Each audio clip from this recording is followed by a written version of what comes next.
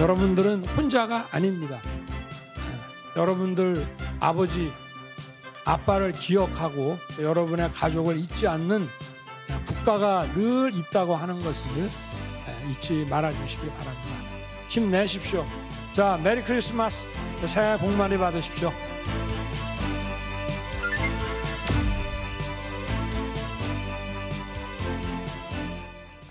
네, 올해 국가보훈부의 예산이 지난해보다 3.5% 늘어난 6조 4,057억 원으로 최종 확정됐습니다.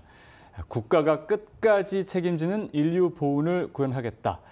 자, 관련 내용은 대담에서 자세한 이야기 나눠보겠습니다. 스튜디오에 나와 있는 국가보훈부의 오진영 보훈정책실장과 이야기 나눠봅니다. 안녕하세요, 실장님. 네, 안녕하세요. 네. 자, 실장님, 지난해에 국가보훈처가 부로 이제 승격이 됐습니다. 정말 큰 변화다라고 할 수 있는데요. 또 올해 그런 것들이 반영된 예산이라고 할 수 있겠죠? 네, 그렇습니다. 말씀하신 대로 저희가 작년 6월에 62년 만에 국가보훈처에서 국가보훈부로 이제 승격이 됐는데요. 이것은 이제 윤석열 정부의 어떤 확실한 그 보훈에 관한 철학과 또 우리 보훈 대상자를 포함한 국민들의 지지와 성원이 이뤄낸 어떤 결실이 아닌가 하는 생각을 하는데요.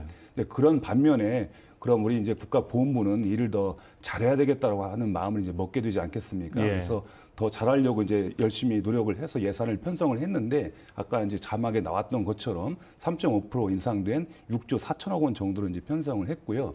근데 저희 그 예산 편성의 주요 중점은 한 5가지 정도로 생각을 해볼 수 있을 것 같습니다. 그래서 뭐니 해도 우리 대상자분들은 어떤 경제적인 안정을 굉장히 많이 갈구를 하시거든요. 그래서 이제 보상금을 좀 더 많이 잘 들여서 좀 생활을 좀 윤택하게 하는데 도움이 될 수 있도록 하는 부분이 한 가지가 있고요.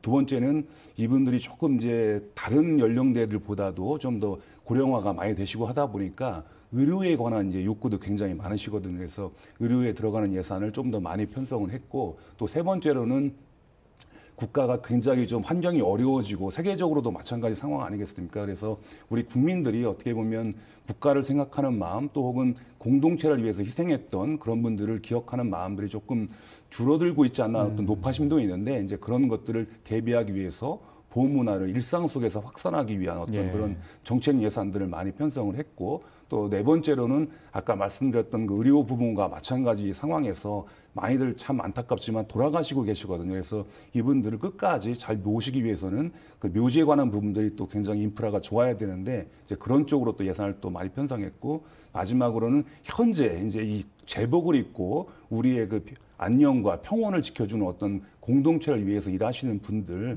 그 맨인 유니폼이라고 해서 MIU라고도 어떤 영어 약칭을 쓰기도 하는데요. 이분들을 위해서 이제 그 대부분은 제대군인이시겠지만 어떻게 하면 더 잘 도와드릴까 그런 목적으로 예산을 편성하는 데 중점을 두었습니다. 네, 여러 가지 말씀해 주셨는데 이제 자세하게 좀 짚어보도록 하겠습니다. 아까 잠깐 국가유공자분들의 보상이 강화된다고 하셨는데요. 구체적으로 어떤 부분들이 강화되는 건가요? 그렇습니다. 참 뭐 드리기 어려운 말씀이긴 합니다만은 이제 우리 보훈의 시작이라고 하면 조금 안타깝지만 자기 인생에 있어서는 발생하지 않았으면 좋았을 법한 사건을 겪는 것으로 좀 시작되는 측면이 많이 있습니다. 예를 들자면 뭐 다들 아시는 것처럼 우리 천안함 뭐 폭침 사건이라든가 또 연평도 포격 도발 이런 걸로 인해서 돌아가시거나 다치게 되면 굉장히 어떤 사회적 기회를 잃게 되는 것이고 또 사회적 기회를 잃는 것뿐만 아니라 어떤 경제적인 궁핍이라든가 이런 것도 직면을 하게 되시기 때문에 보상금 문제는 아마 우리 대상자분들이 가장 그 핵심적인 보훈의 문제로 인식하고 있다고 저희들은 판단을 하고 있습니다. 그래서 2년 연속 보상금을 5% 이상 이제 인상을 해드렸는데 이제 그 다치신 정도라든가 희생의 정도에 따라 가지고 저희들이 이제 한 1,000만 원 정도부터 한 60만 원 정도까지 어떤 레인지별로 좀 다르긴 하지만 이분들을 위해서 2년 연속 5% 정도 인상을 했다라고 하는 것이고요. 또 이제 참전하신 분들은 참전한 어떤 그 공로에 관해서 국민들이 그 어떤 뭐 감사의 마음으로 참전 명예수당을 생각하시는 부분이 있는데 그런 부분도 3만 원 또 이제 인상을 해서 좀 섭섭하시더라도 저희들이 좀 노력을 했다는 점 말씀드리고요. 또 한편으로는 그 좀 아까 이제 희생과 공헌의 정도에 따라서 액수가 좀 달라진다고 하는데 좀 뭐라고 할까 좀 부족하다라고 느끼시는 분들이 또 몇 그룹이 있습니다. 예. 그래서 예를 들자면 이제 상위 등급이 가장 낮은 등급 분들은 한 또 좀 더 많은 어떤 지원이 있기를 바라시는데 그 부분도 저희들이 좀 신경을 썼고 또 유교 전몰 군경 자녀들 중에서도 또 적은 금액을 받으시는 분들을 위해서 기본 5%에다가 12.5% 정도에서 또 추가적인 인상을 또 해드렸습니다. 그래서 네. 그런 부분도 있고요. 그다음에 또 한 가지는 이제 생활이 어려우신 분들을 위해서 그 생활 조정 수당이라든가 생계 지원금을 드리고 있는데 이 부분도 10% 정도 인상을 했습니다. 그래서 어느 정도는 뭐 만족스럽진 않지만 저희들이 열심히 노력했다는 점 좀 이해를 해주십사 부탁을 드리는 거고요. 또 한편으로는 이제 수급 자격에 관한 문제가 있는데 예전에는 그 부양 의무자가 계시면은 좀 수급 자격이 좀 안 되는 그런 측면이 있었는데 그런 제약을 좀 없애가지고 좀 더 많은 분들이 한 10,000명 정도 저희들이 예상을 하는데 그런 분들이 더 혜택을 볼 수 있도록 이렇게 좀 잘 준비를 했습니다. 네, 지금 말씀하신 그런 부분들이 조금이나마 마음을 좀 이렇게 따뜻하게 해주는 데 도움이 되지 않을까라는 생각을 해보고요. 그리고 이제 보훈 가족들에 대한 어떤 의료 환경 이런 부분도 많이 신경을 쓰셨다고 얘기를 들었는데 보훈 가족 마음 치유 센터가 출범한다고요? 그렇습니다. 예. 그거는 이제 지금 아까도 말씀드렸지만 자기의 인생에서 겪지 않았어야 할 어떤 사건, 뭐 예를 들자면 자기의 어떤 신체적인 뭐 상실이라든가 혹은 그 자녀의 입장에서 본다 그러면 그 아버지나 어머니의 어떤 부재 이런 것들을 겪게 되는 거지 않습니까? 네. 그러다 보니까 굉장히 심리적으로 좀 트라우마를 겪으시는 분들도 많고 그런데 저희들이 진지하게 그런 부분들을 이제 노력을 해왔습니다. 그래서 저희 그 각종 그 지방 관서가 있는데 거기에 이제 심리재활센터라고 해서 운영을 했었거든요. 근데 운영을 하다 보니까 이분들이 그 행정기관에 들어와 가지고 본인들의 어떤 심리적인 그런 상황을 좀 구체적으로 말씀드리고 하는 것은 좀 적절치 않은 어떤 그 상황을 우리가 이제 발견을 했습니다. 예. 그래서 요거를 이 행정기관에 설치하는 것이 아니고 전국에 있는 그 보훈병원에 인접해서 설치를 해가지고 오히려 이제 어떤 그 자기의 심리적인 치료 문제와 함께 이렇게 좀 연결해서 잘 케어받을 수 있도록 하는 시스템을 만들기 위해서 저희가 이제 보훈 가족 마음 치유 센터라고 명칭을 변경해서 이제 출범을 할 계획입니다. 예. 예. 그렇군요. 네. 2024년에 이제 관련 시설이 그러니까 서울 또 이제 대구, 부산 예. 이렇게 이제 앞으로 진행이 되네요. 예. 그렇군요. 많이 이용하시면 좋겠습니다, 이런 네. 부분. 예. 또 한 가지로는 이제 네. 저희들 그 아까도 이제 고령화를 말씀을 드렸습니다만은 이분들이 이제 바로 그 병원에서 인접해서 이제 재활도 받으시고 요양도 하실 수 있도록 예전에는 다 따로따로 이렇게 운영이 됐다 그러면은 예. 요걸 이제 같은 곳에서 할 수 있도록 하기 위해서 21년도에는 그 재활센터를 부산에 설치했고 또 22년도에는 광주, 또 23년에는 대전에 했는데 올해는 이제 9월 달에 대구에도 이제 설치가 됩니다. 그리고 요양병원은 14년에 이제 서울에 있는 중앙보훈요양병원을 설치를 했었고 22년도에 광주 보훈요양병원을 개원을 했는데 금년에는 3월 달에 이제 부산에 또 이제 열어가지고 우리 대상자분들이 훨씬 더 가까이에서 이제 치료와 재활 요양을 한꺼번에 받으실 수 있게끔 하는 그런 서비스를 제공을 해드릴 생각입니다. 예. 그리고 이제 마지막으로는 의료 쪽과 관련해 가지고 우리 대상자분들이 굉장히 이제 좀 많이 이제 불편해하시는 분들이 많이 계시거든요. 그러다 보니까 가장 가까이에서 좀 병원을 좀 가고 싶으시다라고 하는데 보훈병원은 어떤 한계가 있으니까 이분들에게 이제 그 인접해 있는 곳에 가실 수 있도록 위탁병원 제도를 운영을 하고 있거든요. 네. 그래서 지금 현재는 약 한 702개소인데 요거를 금년도에는 약 그 시군구별 4개소 수준이 되는 이제 916개소로 늘리고 2027년까지는 한 5개 정도 수준인 1140개소로 확대해 가지고 좀 더 가까이에서 편리하게 병원을 좀 다니실 수 있도록 그렇게 저희들이 도와드릴 생각입니다. 네. 예. 주변에 보훈병원이 좀 멀다 싶으신 분들은 위탁병원을 한번 이용해 보시는 그렇죠. 것도 굉장히 좋을 예. 것 네, 같습니다. 네, 지금도 많이 이제 이용은 하시는데 네. 그 이제 숫자가 좀 적다고 하시는 그런 말씀들을 많이 하시거든요. 그래서 네. 저희들이 노력을 좀 많이 하고 있는데 아직도 좀 뭐 부족하다고 하시는 말씀들은 많이 하고 계신 것 같습니다. 예, 앞으로 네. 계속 또 늘어나겠죠. 예. 네, 그리고 이제 제복의 영웅들 사업을 좀 짚어보겠습니다. 6.25 참전 유공자를 대상으로 이루어졌던 사업인데요. 다들 제복을 멋지게 입으시고 사진을 찍으셨던 모습이 아직도 눈에 선하고 가슴이 네. 뭉클해졌던 그런 사업인데요. 이 사업이 좀 확대될 예정이라고요. 그렇습니다. 저희들이 이제 이 사업을 해보니까 굉장히 이제 호평을 많이 받았고 성과가 높다고 판단을 하고 있는데요. 아마 앵커님들도 보셨다시피 네. 해외에서 이제 해외 참전 용사들이 들어오면 왠지 모르게 그분들은 굉장히 좀 멋있어 보이기도 하고 그러지 않습니까? 예. 근데 우리 대상자분들은 조금 이제 그런 면에서는 저희들이 좀 보살핌이 좀 덜하지 않았나 하는 어떤 반성을 좀 해봤습니다. 그래서 이제 그 제복을 이렇게 드리고 하다 보니까 어떤 분들은 이거를 내 수의로 쓰시겠다라고 하는 분도 나올 정도로 굉장히 그 가슴 뭉클한 그런 이야기도 많이 해주시는데 그래서 작년에는 이제 6.25에 참전하신 분들 한 3만 6천 명에 대해서 저희들이 이제 제복을 드렸다면 올해는 한 17만 명 정도가 예상이 되는데요. 그 월남전에 참전하셨던 분들에게 제복을 드려가지고 뭔가 국가가 이분들의 그 희생과 기여를 잊지 않고 있다라고 하는 거를 이제 상징적으로라도 좀 잘 보여드리려고 노력을 하려고 준비를 하고 있습니다. 네. 예. 참 그리고 또 이제 윤석열 대통령이 국가가 여러분의 아빠 노릇을 잘 하겠다 또 이런 이야기를 했습니다. 이와 관련해서 또 국가보훈과 또 많은 일들을 하고 있는 것 같아요. 예. 그 대표적으로 이제 작년에 론칭했던 그 히어로즈 패밀리 프로그램인데요. 사실은 외국은 이제 그런 유사한 프로그램을 이미 많이 하고 있기도 합니다. 근데 다만 이제 저희들이 조금 그런 부분에 이제 어떤 심리적인 부분, 또 정서적인 안정 지원 뭐 이런 것들은 조금 어떤 소득 보장의 문제라든가 또 의료 서비스의 확충 이런 것 때문에 조금 이제 우선순위가 밀렸다라고 한다 그러면 이제 지금은 이제 그런 거를 해야 될 때가 아닌가 싶어가지고 예. 작년부터 이제 실시를 했습니다. 그래서 굉장히 성과가 좋고 사실은 아까도 모두에 제가 말씀드렸던 것처럼 그 자기 신체의 어떤 손상, 그 다음에 아버지의 부재 이런 것들을 겪는 분들은 굉장히 또 어려움을 심리적으로 많이 겪고 있지 않겠습니까? 그래서 그런 것들에 대해서 국가가 정말 잊지 않고 있다라고 하는 것들을 잘 이렇게 나타내기 위한 어떤 프로그램이기도 하고 해서 좀 더 앞으로는 확대를 해나갈 그럴 생각으로 있습니다. 네, 아까 그 제복 입은 영웅들 관련해서도 사실 아까 미국의 사례를 또 이렇게 말씀해 주셨는데 사실 그런 부분들이 영화나 이런 걸 보면은 굉장히 젊은 세대들도 보고 내가 국가를 위해서 정말 내 몸과 마음을 헌신하겠다라는 마음을 불러일으키는 내용들이 참 그렇습니다. 많더라고요. 그러니까 이런 사업들이 하나의 또 일환이라고 볼 수 있겠죠. 예. 자, 그리고 예산과 관련해서 아까 말씀하실 때 이제 이분들이 돌아가시면 이제 안장이 될 곳이 이제 필요한데 국립묘지가 조금 더 이제 확충이 돼야 된다 이런 말씀을 또 하셨습니다. 그렇습니다. 예. 이런 부분들이 예산에 들어가 있다고요? 이번에 그런 예산을 한 463억 정도 네. 편성을 했는데요.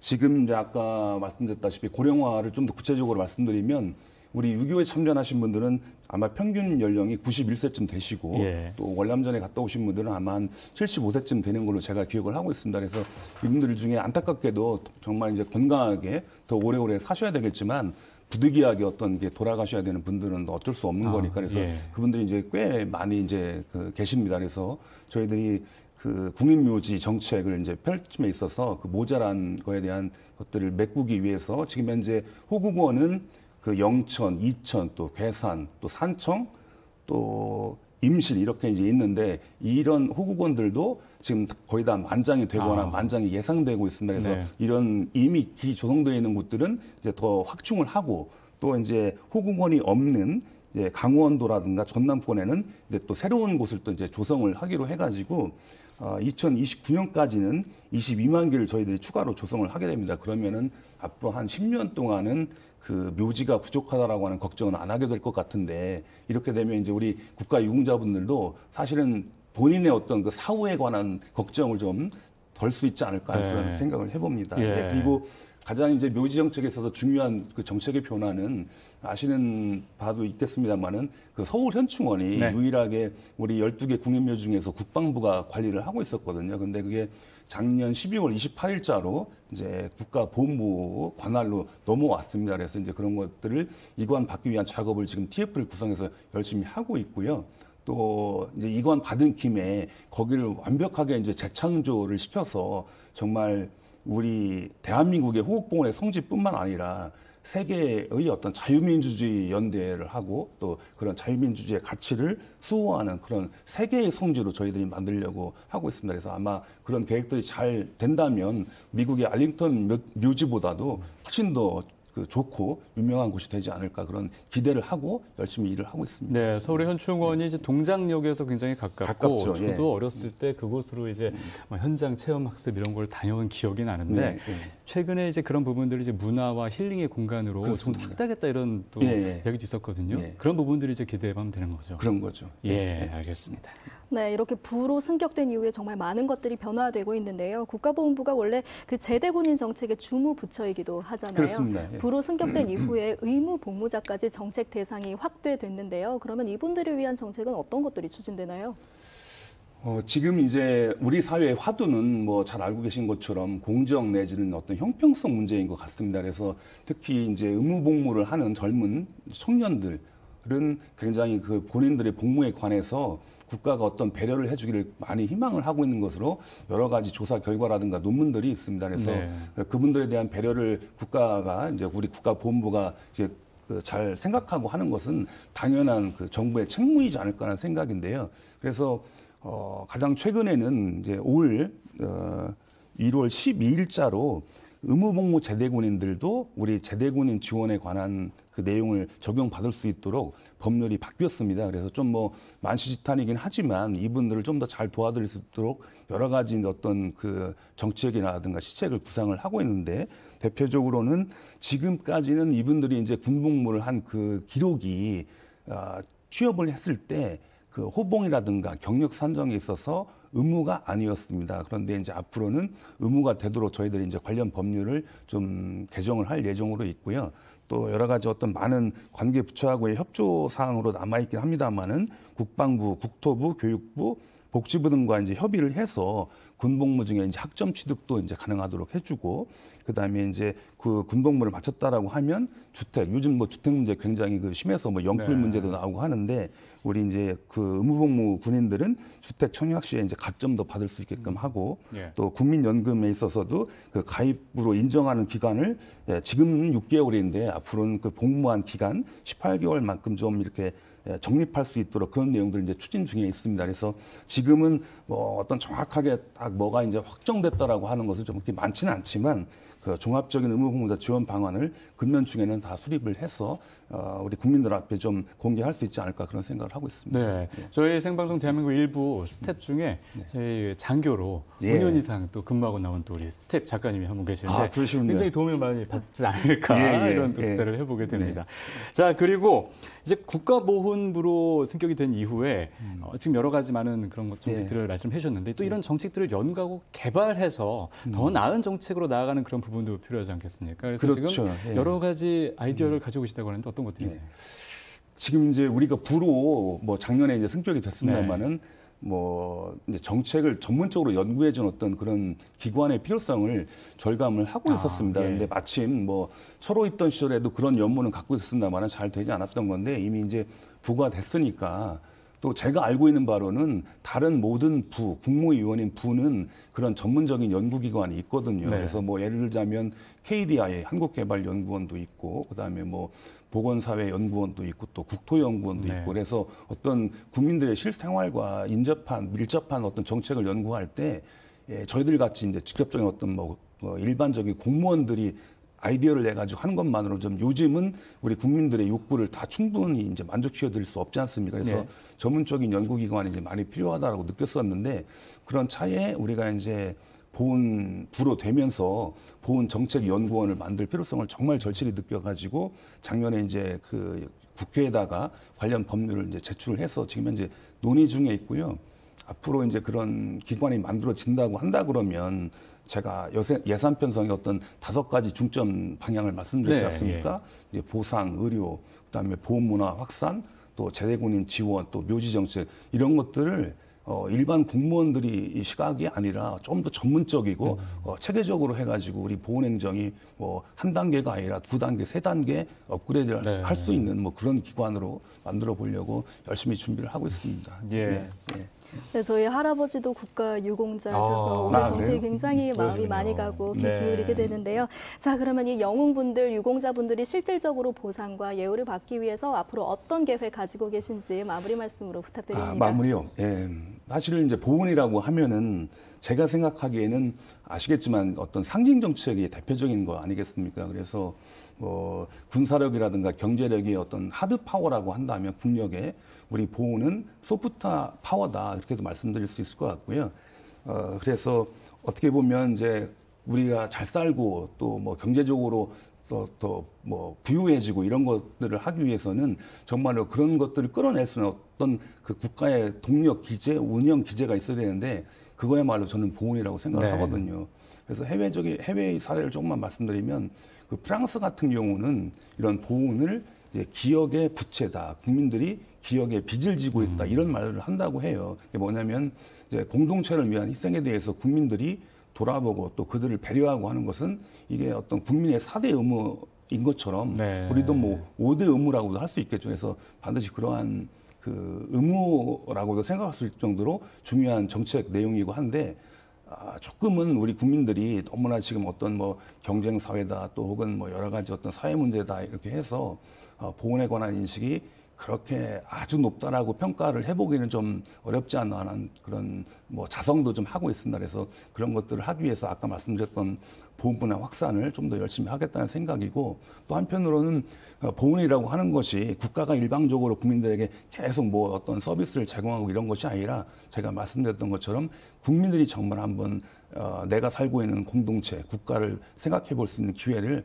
자발적으로라도 좀 더 많이 가져주시면 우리나라가 좀 더 멋있는 나라로 성장하고 발전할 수 있지 않을까 하는 그런 다짐을 한번 해봅니다. 네, 지금 말씀하신 그런 부분들 특히 이제 젊은 세대들이 네, 그렇습니다. 더 함께 공감하면 지금 그런 어떤 보훈 사회가 이루어지지 않을까라는 생각 해봅니다. 자, 지금까지 국가보훈부의 오진영 보훈정책실장과 함께 이야기 나눴습니다. 오늘 말씀 고맙습니다. 네, 감사합니다.